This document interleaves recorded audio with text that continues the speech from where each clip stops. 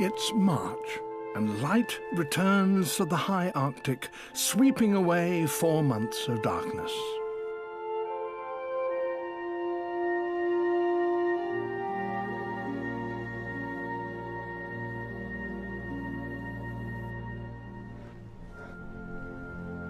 A polar bear stirs. She has been in her den the whole winter. Her emergence marks the beginning of spring. After months of confinement underground, she toboggans down the slope, perhaps to clean her fur, perhaps for sheer joy.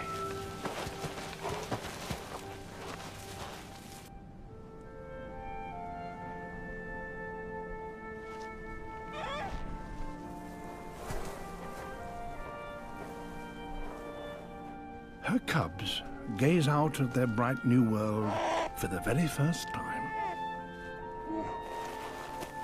The female calls them, but this steep slope is not the easiest place to take your first steps.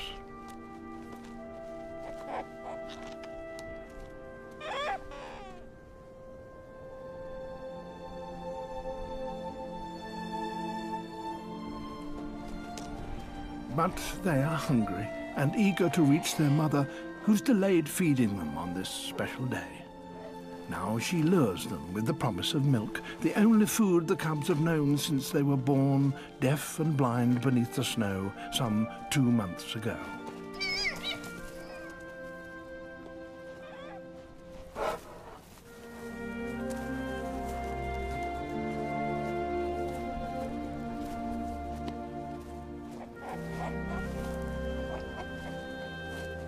Their mother has not eaten for 5 months and has lost half her body weight. Now she converts the last of her fat reserves into milk for her cubs.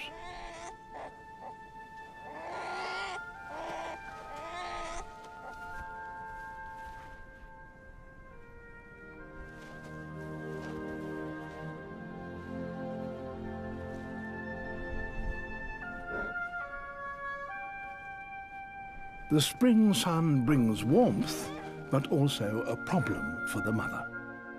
It starts to melt the sea ice.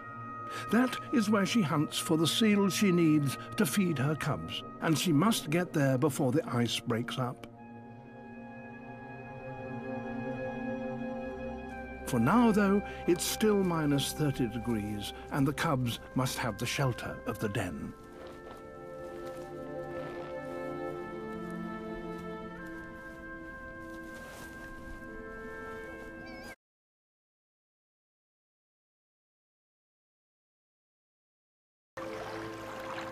Apart from the walrus herd, a female shelters her new prize. It's her newborn calf, sporting an old man's mustache.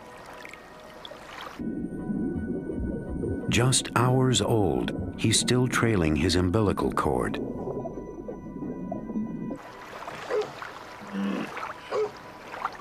Why mothers leave the herd to give birth is a mystery. Perhaps to get away from the herd's collective smell, which attracts predators.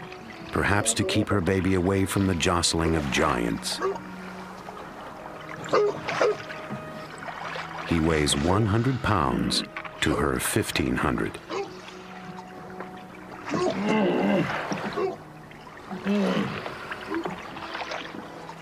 Sensitive whiskers memorize each other's face.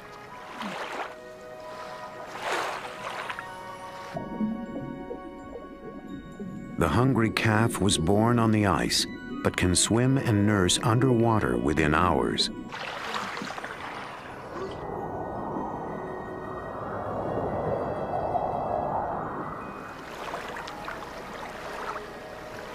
Two weeks later, the walrus mother still keeps her calf apart from the herd.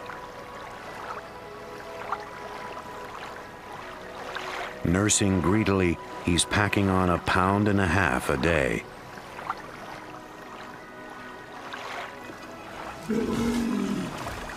Another female has joined the pair and seems to be lending a hand with parenting duties.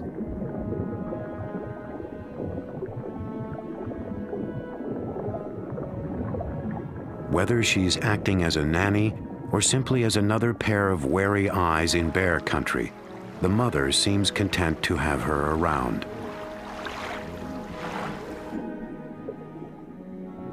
Still, she frequently hugs her baby. In these tactile creatures, contact and reassurance go hand in hand.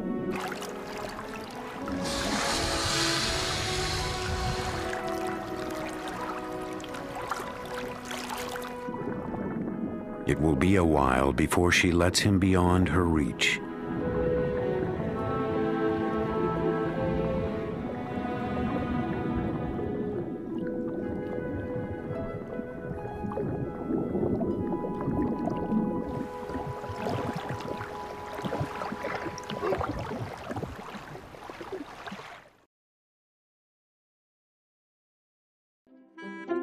In the frozen landscape of the Canadian Arctic, this Arctic fox welcomed human visitors.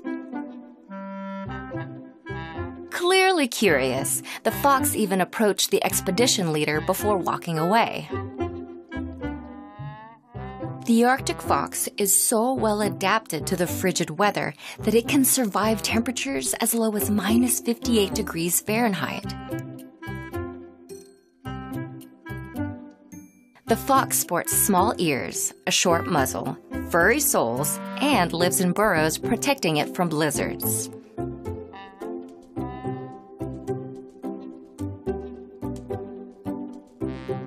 The fox's white coat acts as camouflage and even changes color as the seasons change.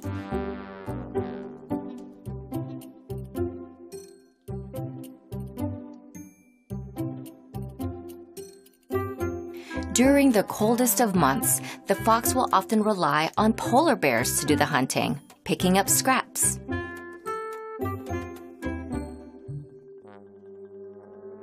Currently, Arctic fox populations are stable and of least concern to the IUCN Red List.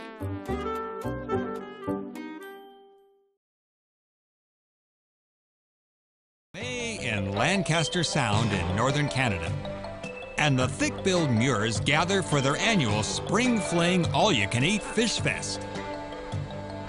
If you were to judge this bird by how it flies, you'd have to say it's no great shakes compared to other similar animal aviators. You know, small wings, big body. It makes some maneuvers challenging. So why should you care if hundreds of thousands of thick-billed Mures gather here in Lancaster Sound? Because as mediocre as these birds are at landing, that's how spectacular they are underwater. With their short, flipper-like wings, the Mures can plummet to a depth of 300 feet and stay underwater for up to 3 minutes at a time.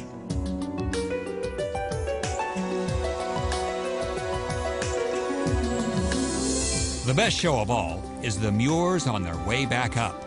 The air trapped in their feathers expands, allowing them to rocket to the surface in a jet trail of bubbles. See, they're actually great aviators.